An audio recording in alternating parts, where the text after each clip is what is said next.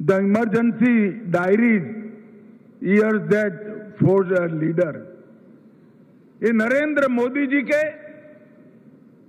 आपातकाल के दौरान एक युवा संघ के प्रचारक के रूप में भूमिगत रहकर 19 माह तक जो आंदोलन जेपी के नेतृत्व में चला, नानाजी देशमुख के नेतृत्व में चला, वो आंदोलन में एक युवा कार्यकर्ता के नाते मोदी जी ने जिस प्रकार से संघर्ष किया, मीसाबंदी जो थे उनके घर में गए, उनकी पिता की कई सारे गुप्त अखबार निकलते थे, उसको बाजारों में, चौराहों पर, विद्यार्थियों में, महिलाओं में बांटने का काम किया और गुजरात के अंदर एक संघर्ष का नेतृत्व इस युवा अवस्था में 24-25 साल के युवा नरेंद्र मोदी ने किया।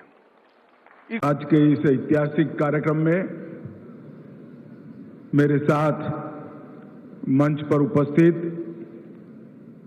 श्रीमान अश्विनी वैष्णव जी, जिनके निमंत्रण पर मैं यहां आया हूं, मेरे मित्र और केंद्रीय संस्कृति मंत्री श्रीमान गजेंद्र सिंह शेखावत जी, दिल्ली के उपराज्यपाल विनय कुमार सक्सेना जी, दिल्ली की मुख्यमंत्री बहन रेखा गुप्ता जी, जिन्होंने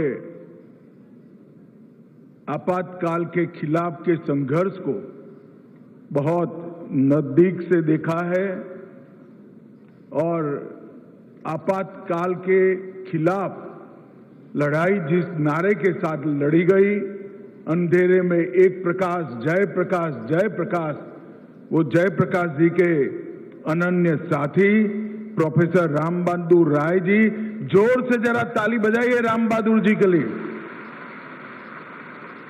हमारे संस्कृति सचिव विवेक अग्रवाल जी और आज इस सभागार में उपस्थित दिल्ली के कोने कोने से आए हुए जनप्रतिनिधि और दिल्ली के नागरिक भाइयों बहनों, आप सभी को मेरा नमस्कार। मित्रों, आज हम आजादी के बाद के भारत के इतिहास के एक काले अध्याय को याद करने के लिए एकत्रित आए हैं। ऐसा कहते हैं कि कुछ बुरी घटनाओं को जीवन से भुला देना चाहिए, वो सही भी है, मगर जब बात हो समाज जीवन की, राष्ट्र जीवन की, काल तक याद रखना चाहिए, क्योंकि उसकी पुनरावृत्ति कभी न हो पाए। इसलिए देश का युवा और किशोर संस्कारित भी हो, संगठित भी हो और संघर्षरत भी हो। और इसीलिए हमारे प्रधानमंत्री नरेंद्र मोदी जी ने 25 तारीख का ये दिन संविधान हत्या दिन के रूप में मनाने का सरकारी निर्णय किया है। गृह मंत्रालय ने ही ये घोषणा की। जब ये निर्णय हो रहा था तब कई सारे विचार आए नाम के बारे में, और ऐसा भी लगा कि संविधान हत्या दिन एक प्रकार से थोड़ा कठोर शब्द है, निर्मम शब्द है, मगर सोच विचार कर ये दिन का नाम रखा गया, क्योंकि जिस प्रकार से आपातकाल में देश को एक जेल खाना बनाकर रख दिया था, देश की आत्मा को मूंगा कर रख दिया गया था, न्यायालय के कान को बहरा कर रख दिया गया था, लिखने वालों की कलम से स्याही ही निकाल दी गई थी। वो पूरे कालखंड का वर्णन इतने कठोर शब्दों के साथ ही करना चाहिए, तभी युवा पीढ़ी को मालूम पड़ेगा कि क्या हुआ था। मित्रों, आज यहां पर एक पुस्तक की भी विमोचन हुई, the emergency diaries, years that forged a leader. ये नरेंद्र मोदी जी के आपातकाल के दौरान एक युवा संघ के प्रचारक के रूप में भूमिगत रहकर 19 माह तक जो आंदोलन जेपी के नेतृत्व में चला, नानाजी देशमुख के नेतृत्व में चला, वो आंदोलन में एक युवा कार्यकर्ता के नाते मोदी जी ने जिस प्रकार से संघर्ष किया, मीसाबंदी जो थे उनके घर में गए, उनकी की कई सारे गुप्त अखबार निकलते थे, उसको बाजारों में, चौराहों पर, विद्यार्थियों में, महिलाओं में बांटने का काम किया और गुजरात के अंदर एक संघर्ष का नेतृत्व इस युवा अवस्था में 24-25 साल के युवा नरेंद्र मोदी ने किया। इसकी पूरी कहानी ये पुस्तक के अंदर समाहित है।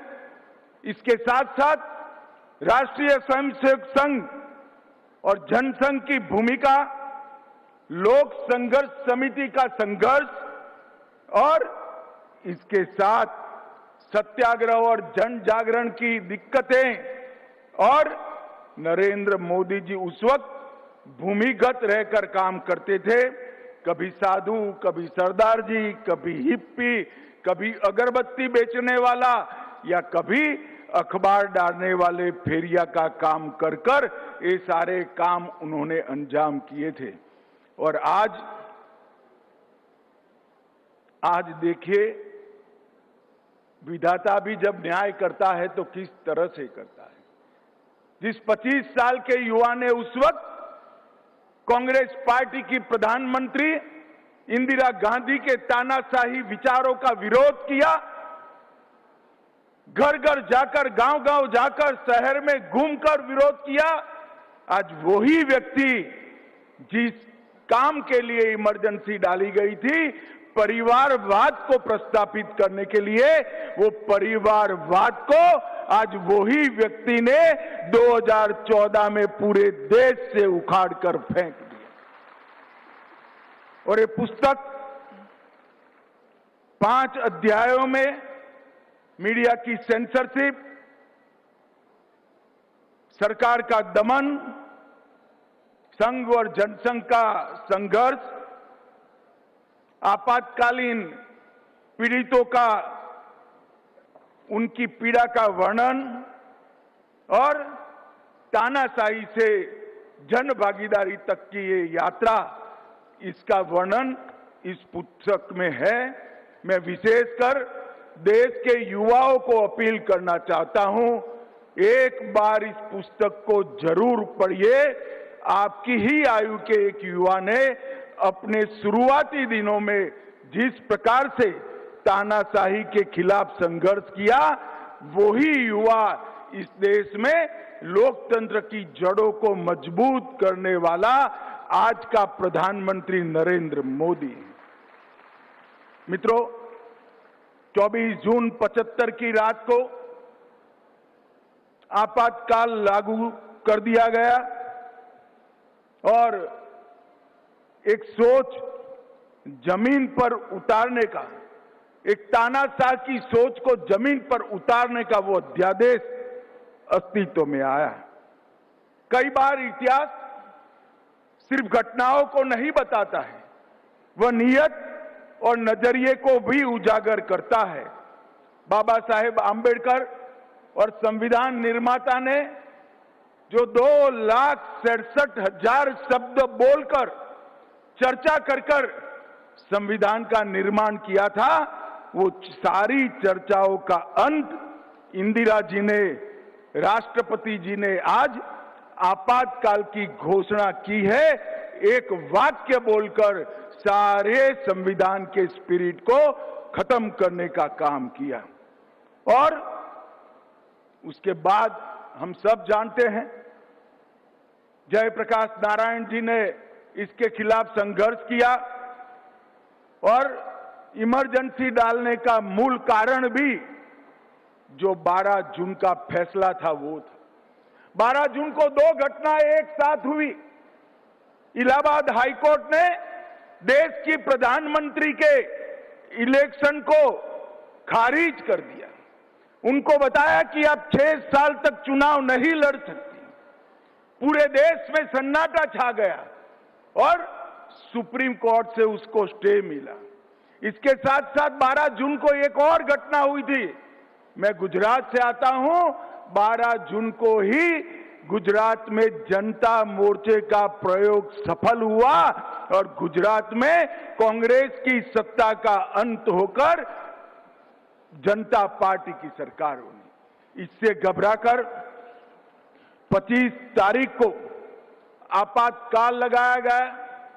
कारण तो कहा कि राष्ट्र की सुरक्षा खतरे में है, पर आंदोलन बिहार तक पहुंचा था। गुजरात में सरकार गिरी, चुनाव हुआ, कांग्रेस गई और सभी विपक्षों ने एकजुट होकर जनता पार्टी की सरकार बनाई और ये इंदिरा जी के लिए बहुत बड़ी चेतावनी थी।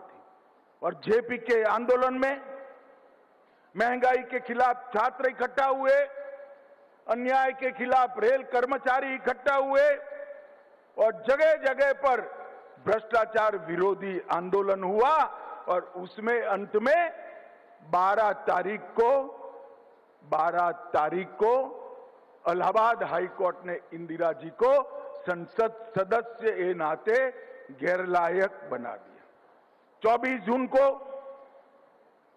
सुप्रीम कोर्ट से स्टे मिला और 24 जून की रात को ही इन्होंने इमरजेंसी डालकर स्टे देने वाली कोर्ट को भी चुप कर दिया, अखबारों को भी चुप कर दिया, आकाशवाणी को भी चुप किया और 1,10,000 सामाजिक राजनीतिक कार्यकर्ताओं को जेल की काल कोठरी में बंद कर दिया। सुबह 4 बजे कैबिनेट बुलाई, कोई एजेंडा सर्कुलेट नहीं हुआ और उसकी घोषणा करने का काम हो गया।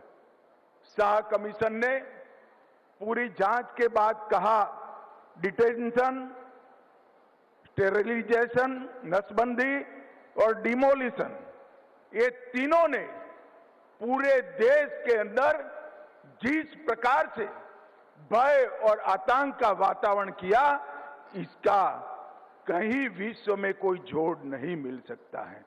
मित्रों, विजयाराजे सिंधिया, जेपी स्वयं, मोरारजी भाई, चौधरी चरण सिंह, राजनारायण, अटल जी, अडवाणी जी, आचार्य कृपलानी, जॉर्ज फर्नांडिस, अरुण जेटली, जय किशन गुप्ता, सत्येंद्र नारायण सिंह, गायत्री देवी, मुलायम सिंह यादव और डीएमके के नेता, ये सारे के सारे कोई जुर्म के बगैर जेल की सलाखों में पहुंचा दिए गए।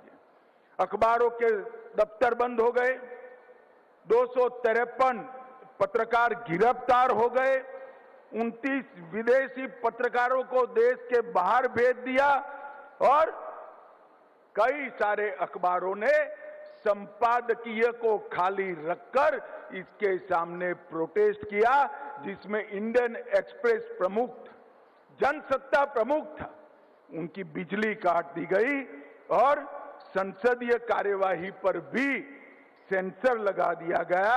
न्यायालय को भी एक प्रकार से नियंत्रित कर दिया गया। देश भर में लोकतांत्रिक अधिकार खत्म हुए।